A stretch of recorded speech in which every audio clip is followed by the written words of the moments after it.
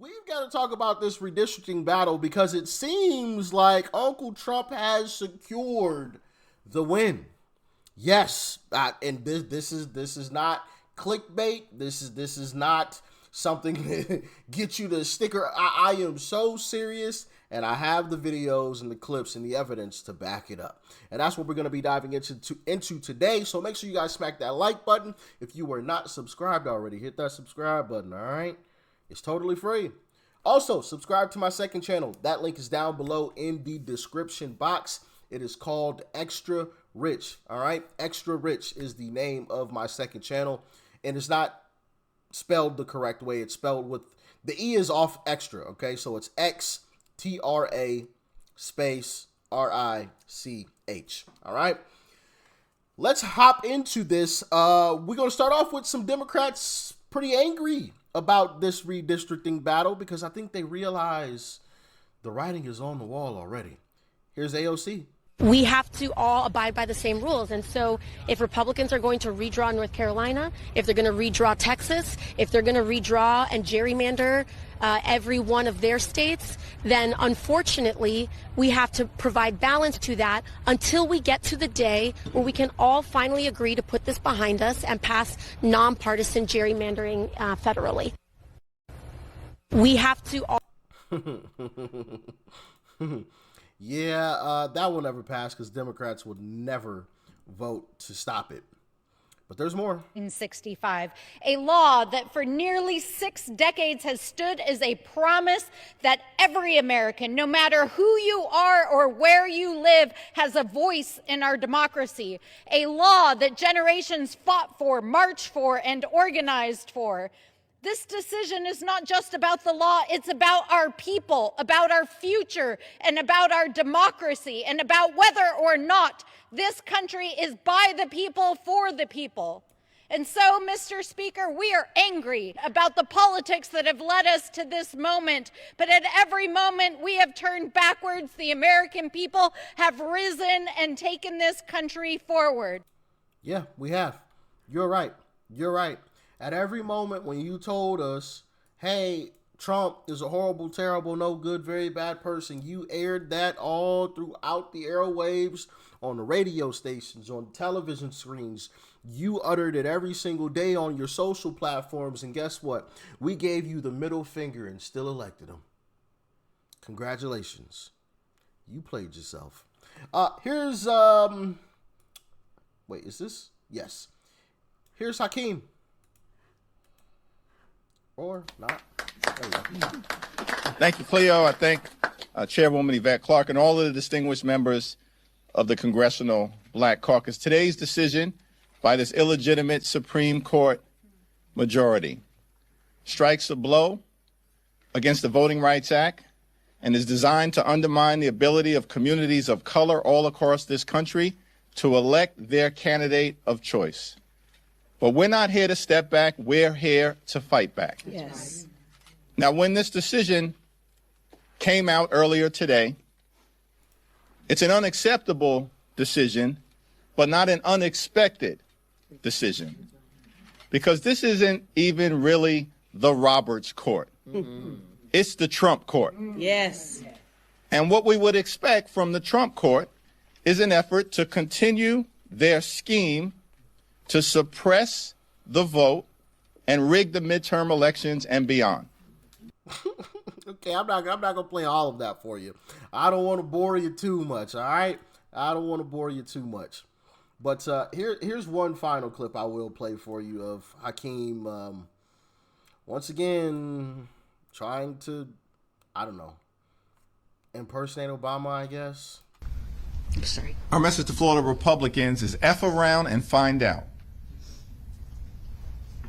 If they go down the road of a DeSantis dummy-mander, the Florida Republicans are going to find themselves in the same situation as Texas Republicans, who are on the run right now. And under no circumstances are Texas Republicans picking up 5 seats. They'll be fortunate if they get 2 or 3.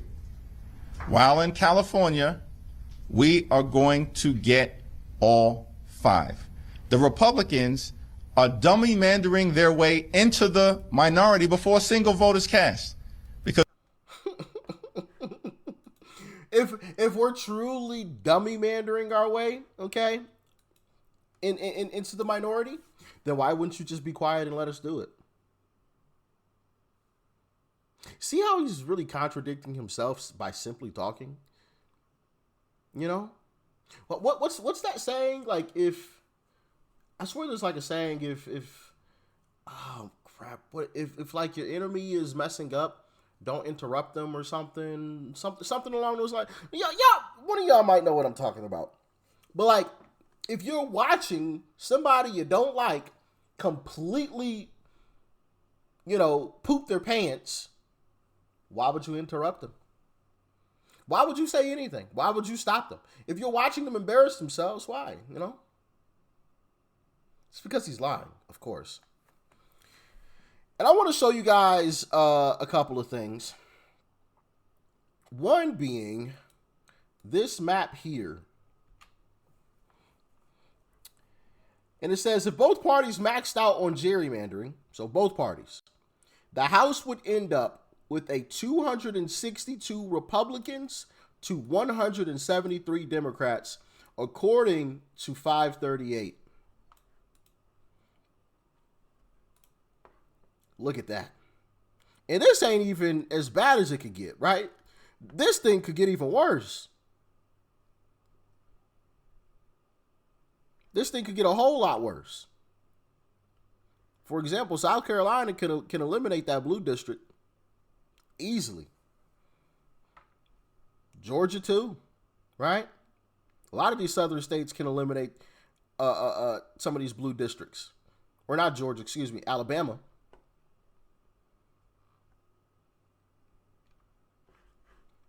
But that's not all. That is not all, ladies and gentlemen. I want to show y'all this right here. Yep. Since Pam Bondi left, man, the DOJ has been, ooh, baby. They have been on fire. Yeah, I said fire, not fire. I know, I didn't pronounce it correctly. That was intentional. Fire. Since Pam Bondi since Pam Bondi the blondie got up out of there, oh baby, fire. DOJ to enforce the SCOTUS ruling nationwide. All states with racially gerrymandered districts. Yeah, Democrats are cooked. Democrats are absolutely cooked. The DOJ said, nah, we ain't allowing none of this. We are strictly enforcing the SCOTUS ruling. If we find any states with racially gerrymandered districts, you cooked. You cooked, baby. It's a wrap. It's over with. The Justice Department announced this week that it will enforce the Supreme Court's decision on gerrymandering districts in every state that has such a district. This announcement comes days after the court struck down Louisiana's congressional map, ruling its existing map was an unconstitutional racial gerrymander. Yeah. This week, Senator Eric Schmidt urged the Justice Department to act on the Supreme Court's ruling in Louisiana, writing in a letter, the department should not wait for private litigants to identify every race-based district one by one. Assistant Attorney General of the DOJ's, Civil Rights Division, Harmeet Dillon, responded in part, writing, Senator, we are on it. We're on it. So, explain to me again how Democrats are about to win. Explain that one to me, please. And before we get any Democrats crying, the Republicans are cheating. What is this? What is this? This area, New England, votes about 40% Republican. How many Republicans do you see? Yeah, exactly. Not a one. This entire area votes 40% Republican. How many Republican districts do you see? And yet Democrats will say that Republicans started this. This has been like this for a while now. But Republicans started this whole situation? Oh no. Democrats did this long ago. You can't tell me not one district is Republican? What, 40% of this area votes Republican? New Hampshire alone, I believe, is 50-50. 48% Republican. We couldn't get one? Really?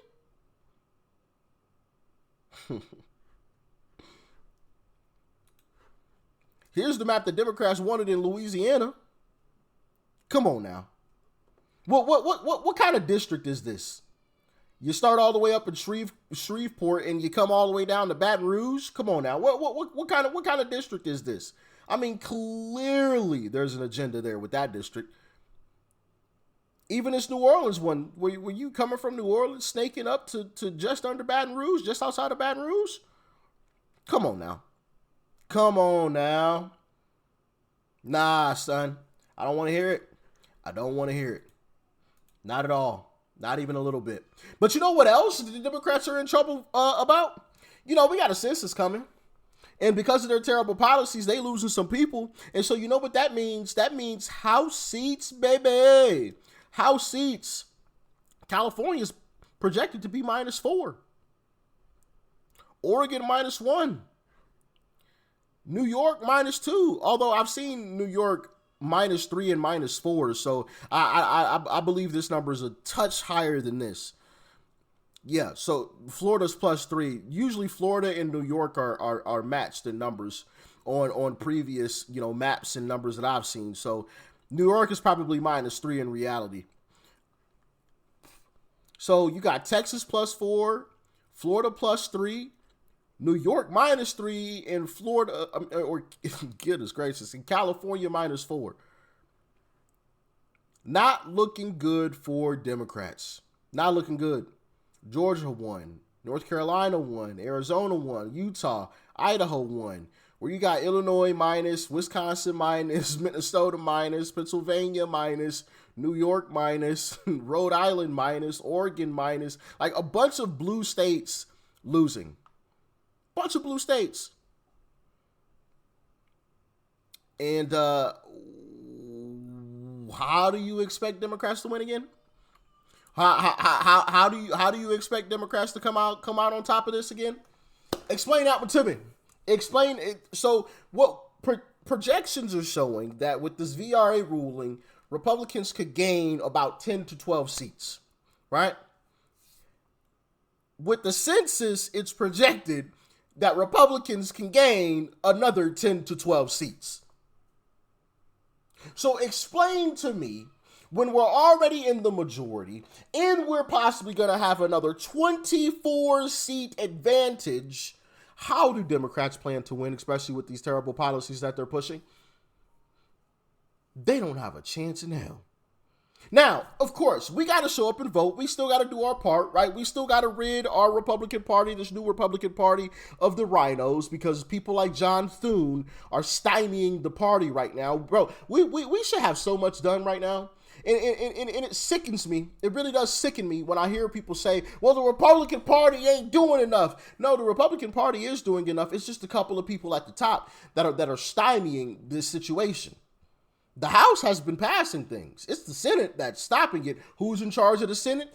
i.e. John Thune.